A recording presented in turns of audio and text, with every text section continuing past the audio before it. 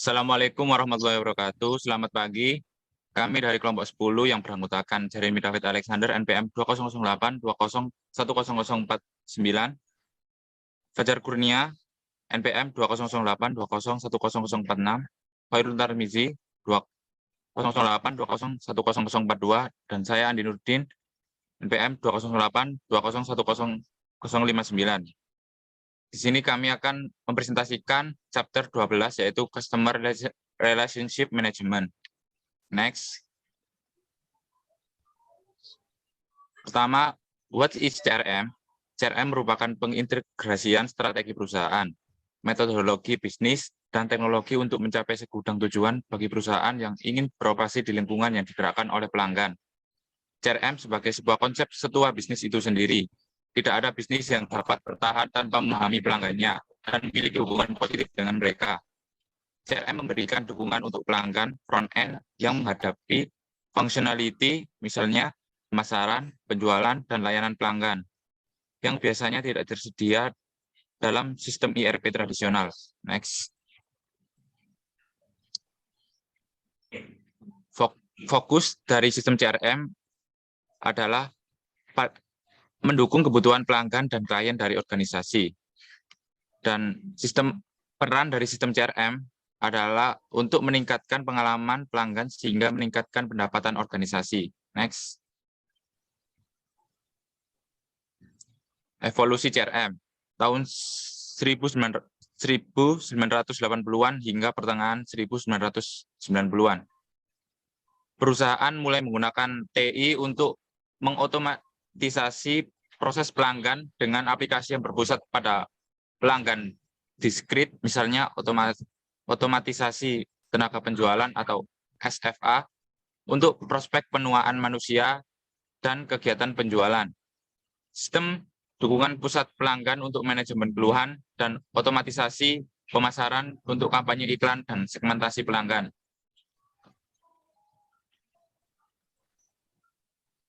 Selanjutnya, evolusi CRM akhir tahun 1990-an. Perusahaan mulai mengambil pandangan 360 derajat penuh dari pelanggan, dan mereka mulai mengintegrasikan sistem diskrit ini ke dalam apa yang sekarang dianggap sebagai CRM. CRM dimulai sebagai tanggapan terhadap lingkungan pasar yang berubah karena pemasaran massal memberi jalan bagi pemasaran segmen yang terfokus dan akhirnya menargetkan pemasaran individu. Seperti pada gambar 12.1, evolusi CRM selama menangkap data untuk analisis kontrol biaya, melacak preferensi, kedua efisiensi proses, pandangan holistik, nilai, hubungan pelanggan, ketiga pemasaran yang dipersonalisasi, selanjutnya otomatisasi penjualan, layanan pelanggan yang dipersonalisasi, keempat membangun pertumbuhan loyalitas brand atau merek. Next. Evolusi CRM pada zaman sekarang. Perangkat lunak CRM terus berkembang, globalisasi dan konektivitas di mana-mana memaksa perusahaan untuk mengevaluasi kembali bagaimana memberikan nilai kepada pelanggan. Globalisasi telah meratakan lapangan bermain bagi perusahaan besar dan kecil untuk memberikan produk serupa dengan biaya rendah dan banyak pilihan bagi pelanggan. Pelanggan web surfing saat ini memiliki daya tawar yang jauh lebih banyak dengan bantuan internet dan dapat mengubah vendor kapan saja dengan mengklik tombol. Untuk menjadi sukses dalam lingkungan yang kompetitif ini, perusahaan harus memberikan produk berkualitas dan unik. Next.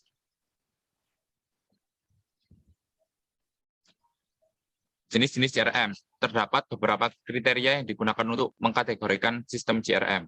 Pertama, dari perspektif fungsionalitas. Yang kedua, dari perspektif strategi bisnis. Yang ketiga, dari perspektif implementasi. Next. Jenis CRM dari perspektif fungsionalitas. Pertama, customer service or support adalah layanan pelanggan dan aktivitas dukungan yang ditujukan setelah aktivitas penjualan seperti resolusi keluhan atau umpan balik kepuasan pelanggan. Kedua, Salesforce automation adalah proses otomatisasi dalam proses penjualan seperti menjaga data prospek dan pelanggan. Telemarketing menghasilkan prospek, membuat penawaran penjualan, dan menempatkan pesanan penjualan agar tenaga penjual bisa bekerja lebih cepat, efektif, dan efisien. Next.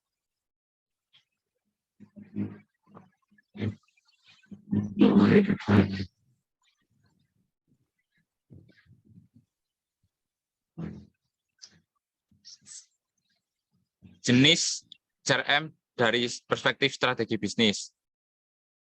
Yang pertama, bisnis mempromosikan pendekatan yang berpusat pada pelanggan. Kedua, segmentasi pelanggan. Ketiga, pemasaran satu-satu. Keempat, meningkatkan retensi pelanggan. Kedua, jenis teknologi. Pertama, membina hubungan pelanggan yang erat. Kedua, menganalisis informasi pelanggan. Ketiga, pandangan yang koheren tentang pelanggan. Jenis ketiga, customer. Pertama, meningkatkan kesempatan interaksi. Kedua, meningkatkan loyalitas pelanggan. Yang ketiga, iklan dari mulut ke mulut yang lebih baik. Next. Jenis CRM selanjutnya adalah dari perspektif implementasi. Yang pertama, operasional CRM. Sistem CRM menyediakan dukungan front dan back-end untuk penjualan dan pemasaran. Personil administrasi atau proses layanan pelanggan. Mereka efisiensi pengiriman CRM dan proses dukungan. Yang kedua, analytical CRM. Menyediakan alat untuk pengumpulan dan analisis data yang dikumpulkan selama proses operasional untuk membantu menciptakan hubungan dan pengalaman yang lebih baik dengan klien atau pengguna akhir. Yang ketiga, kolaboratif CRM. Sistem kolaboratif CRM menangani titik interaksi antara organisasi dan pelanggan. Outlet ini disebut sebagai saluran. Saluran umum adalah telepon, email, internet, dan fax. Di antara bentuk komunikasi lainnya untuk memfasilitasi komunikasi terbuka dan efektif dengan berbagai pelanggan dengan banyak preferensi.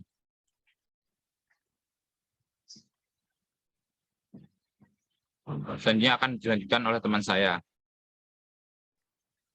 Ya, baik. Di sini ada Customer Relationship Processes. Peran CRM adalah untuk menyeimbangkan kebutuhan perusahaan dengan pemenuhan kebutuhan pelanggan yang berhasil. CRM membutuhkan integrasi yang erat dengan proses bisnis yang melibatkan pelanggan. Selain itu, customer process sulit untuk dimodelkan karena bergantung pada pasokan pengetahuan yang mendasari produk, pasar, dan pelanggan. Dengan demikian, CRM tidak dapat mengotomatisasi semua hubungan pelanggan dan sering dianggap sebagai proses pengetahuan yang intensif.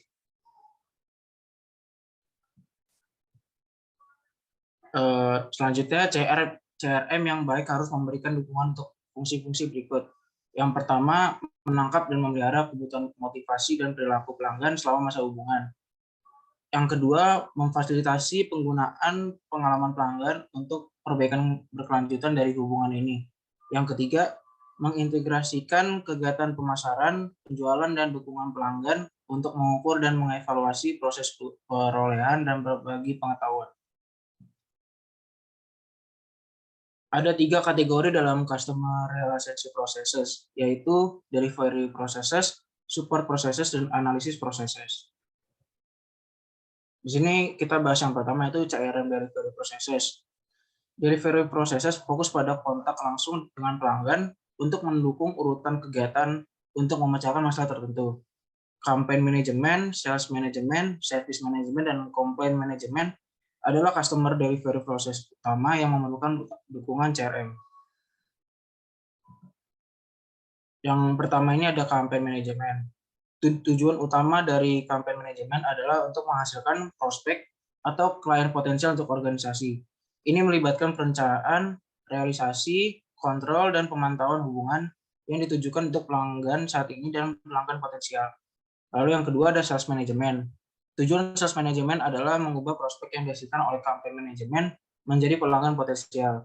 Ini membutuhkan pemahaman menyeluruh tentang kebutuhan pelanggan dan memberikan alternatif untuk memenuhi kebutuhan mereka dan untuk menutup kesepakatan. Yang ketiga ada service management. Tujuan dari service management adalah untuk memberikan dukungan berkelanjutan untuk klien dan untuk membantu dalam pengoperasian produk atau layanan yang diberi oleh pelanggan. Lalu yang keempat ada complaint management. Tujuannya adalah untuk meningkatkan kepuasan pelanggan dengan secara langsung menangani keluhan pelanggan dan mendukung proses perbaikan berkelanjutan untuk meningkatkan retensi pelanggan dalam jangka panjang. Lalu yang kedua di sini ada CRM support processes. Customer support processes fokus pada aktivitas pendukung dengan kontak pelanggan daripada memfasilitasi kontak pelanggan langsung. Ini termasuk market research, loyalty management, dan lainnya. Yang pertama di sini adalah market research. Riset pasar berfokus pada desain sistematis, pengumpulan, analisis, dan pelaporan data, dan pada temuan yang relevan dengan aktivitas penjualan tertentu dalam suatu organisasi. Proses ini melibatkan integrasi data, eksternal dan internal dari berbagai sumber. Yang kedua adalah loyalty management. Di pasar saat ini, dengan meningkatnya persaingan dan penurunan loyalitas pelanggan, manajemen loyalitas menyediakan proses untuk mengoptimalkan durasi dan intensitas hubungan dengan pelanggan. Ini dapat meningkatkan biaya peralihan pelanggan dengan memberikan insentif seperti program frequent flyer atau alat manajemen churn yang memberikan peringatan dini pada pelanggan yang berencana untuk beralih ke pesaing. Lalu yang bagian ketiga adalah CRM analisis proses. Proses backend ini mengumpulkan, mengkonsolidasikan, dan menganalisis pengetahuan pelanggan yang dikumpulkan dari proses CRM lainnya. Pengetahuan yang dihasilkan dari proses ini memberikan dukungan untuk proses kontak pelanggan seperti campaign management dan loyalty management, sehingga meningkatkan efektivitasnya. Yang pertama ada lead management. Fokus dari proses ini adalah mengatur dan memprioritaskan kontak dengan calon pelanggan. Ini melibatkan integrasi dengan campaign management dan service management, serta profil pelanggan. Yang kedua ada customer profiling. Fokus dari proses ini adalah untuk mengembangkan profil pemasaran setiap pelanggan dengan mengamati pola pembelian, demografi, preferensi pembelian, dan komunikasi, dan informasi lain yang memungkinkan pengkategorian pelanggan. Lalu yang ketiga ada lead management. CRM yang baik membutuhkan loop manajemen pengetahuan tertutup yang mengkonsolidasikan, menganalisis, dan berbagi informasi pelanggan yang dikumpulkan oleh pengiriman CRM dan proses dukungan dengan proses analisis dan sebaliknya. Selanjutnya akan dijelaskan oleh teman. Selanjutnya ada CRM teknologi. Dua teknologi utama yang berlaku untuk layanan pelanggan adalah CRM dan teknologi call center. Meskipun teknologi call center berfokus pada memfasilitasi komunikasi yang lebih baik antara pelanggan dan operator telepon, teknologi CRM mengimplementasikan bisnis di seluruh perusahaan strategi dalam upaya untuk mengurangi biaya dan meningkatkan layanan dengan memperkuat loyalitas pelanggan. Ada berbagai macam perangkat lunak CRM di pasar. Dengan munculnya internet, penambangan data dan teknik analitik telah maju ke tempat yang dapat dianggap sebagai komponen integral dari CRM. True CRM menyatukan informasi dari semua sumber data dalam suatu organisasi dan jika sesuai dari luar organisasi untuk memberikan satu pandangan holistik dari masing-masing pelanggan secara real time. Hal ini memungkinkan karyawan yang menghadapi pelanggan dalam dukungan pelanggan untuk membuat keputusan cepat, namun terinformasi dalam menyelesaikan masalah dan masalah pelanggan.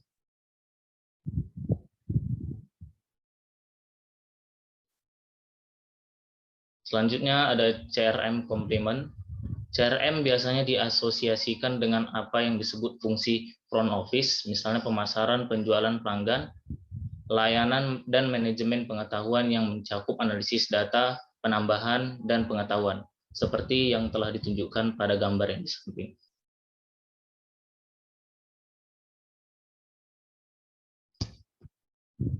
Selanjutnya ada CRM package and vendors. Vendor CRM besar menyediakan lebih banyak fitur daripada vendor yang lebih kecil, tapi tidak ada paket perangkat lunak yang dapat bekerja langsung dari rak.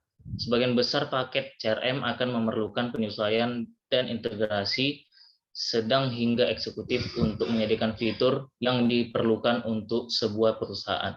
Kemampuan perusahaan untuk mengimplementasikan berbagai solusi CRM dapat bergantung pada ukuran perusahaan.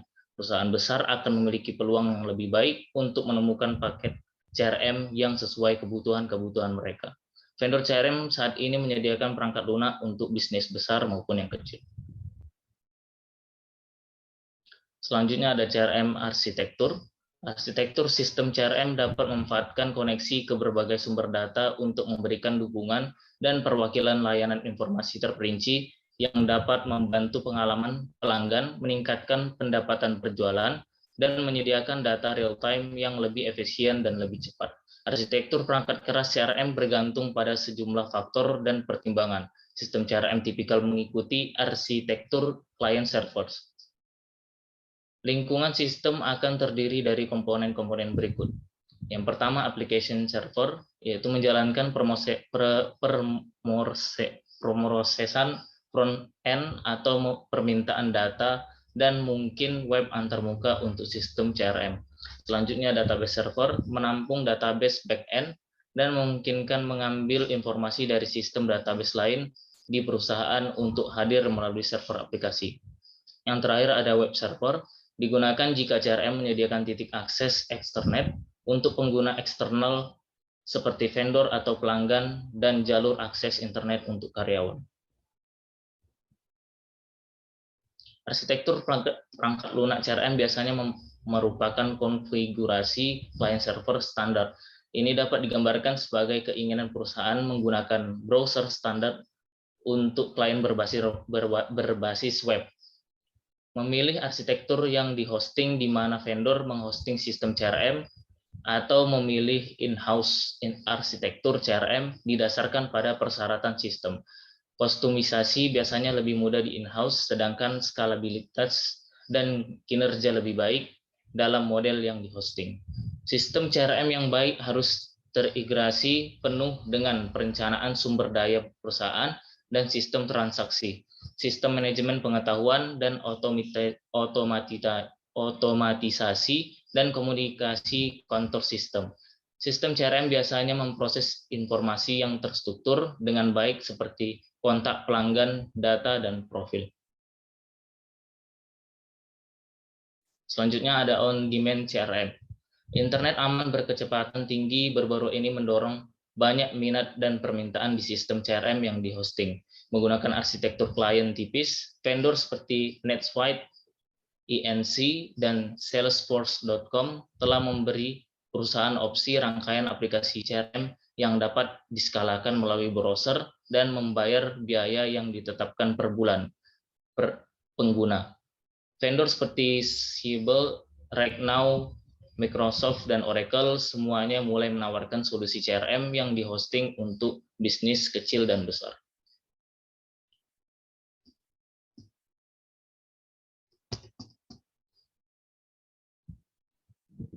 Selanjutnya akan dilanjutkan oleh teman saya. Nah, selanjutnya ada CRM Lifecycle. Next. Nah, jadi di CRM Lifecycle itu manajer yang memperkenalkan sistem CRM di perusahaan mereka harus ingat bahwa ada integrasi manajemen untuk memperkenalkan sistem baru. Sistem manajemen hubungan siklus hidup pelanggan melibatkan fokus pada orang, prosedur, filsafat, perusahaan, dan budaya, bukan hanya teknologi informasi. Next. Selanjutnya, perencanaan dapat meminimalkan perubahan proses dan teknologi yang mahal. Langkah pertama adalah menguraikan secara memadai tujuan CRM korporasi dan perubahan proses praktis yang harus terjadi sebelum fokus pada solusi teknologi yang mungkin. Ini membantu mengidentifikasi garis dasar dan memahami bagaimana proses inti dilakukan, orang-orang kunci yang terlibat, dan bagaimana informasi tersebut sedang ditangani. Identifikasi inefisiensi dan bidang peluang, program CRM pada akhirnya harus diintegrasikan ke dalam filosofi dan merek perusahaan. Next.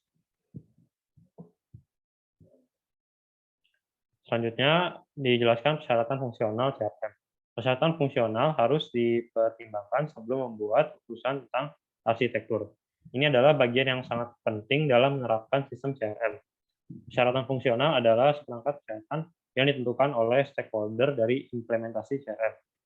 Dokumen persyaratan fungsional harus dibuat dan ditinjau oleh semua stakeholder proyek utama untuk menentukan apakah semua pemrosesan dan fungsionalitas penting ada selama implementasi. Keberhasilan atau kegagalan implementasi secara langsung terkait dengan dokumen persyaratan fungsional yang menyeluruh. Next. Selanjutnya, jika sebuah perusahaan mencoba untuk mengganti berbagai sistem warisan dan program perangkat lunak, misalnya ACT database, Access database, atau perangkat lunak call center yang lebih lama, waktu yang cukup dan sumber daya diperlukan untuk mengimplementasikan CRM. Latihan sangat penting serta dukungan yang terlihat dari tingkat eksekutif. Tenggat waktu harus fleksibel untuk memperhitungkan kemampuan organisasi untuk berubah, bukan jadwal pengiriman yang ditetapkan oleh vendor. Sangat penting bahwa manajemen dengan jelas mendefinisikan dan mengomunikasikan bagaimana CRM sesuai dengan visi perusahaan. Kemudian mereka harus menunjukkan komitmen mereka dengan mengalokasikan uang, waktu, latihan, dan personal. Tanggung jawab atas keberhasilan program CRM tidak boleh hanya terletak pada departemen TI.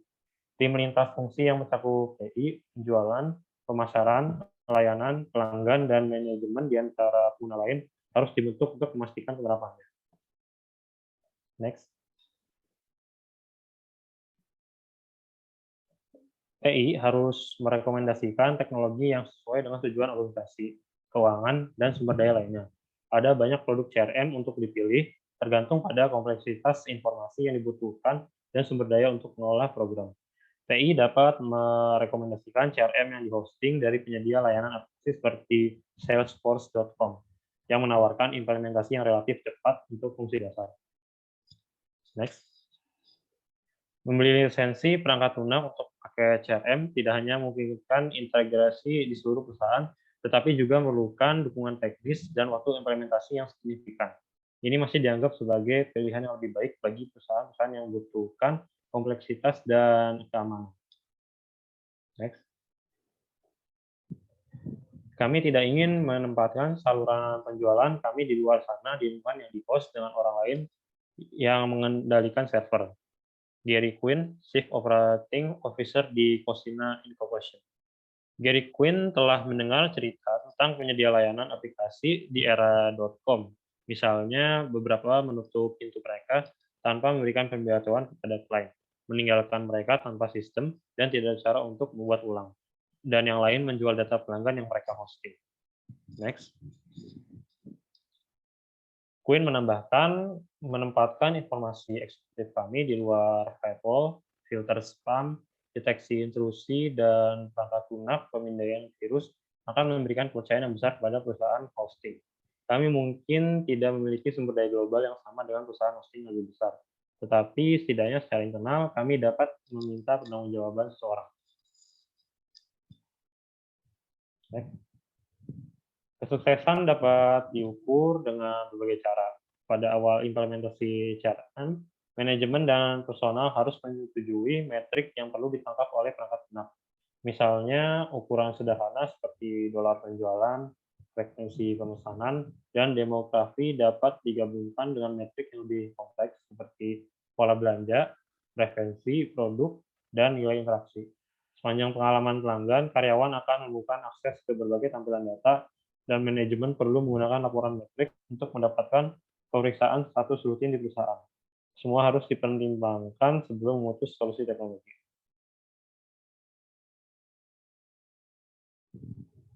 Sekian dari kelompok kami, kurang lebihnya mohon maaf. Jika ada pertanyaan bisa dibahas di pertemuan ST besok. Wassalamualaikum warahmatullahi wabarakatuh.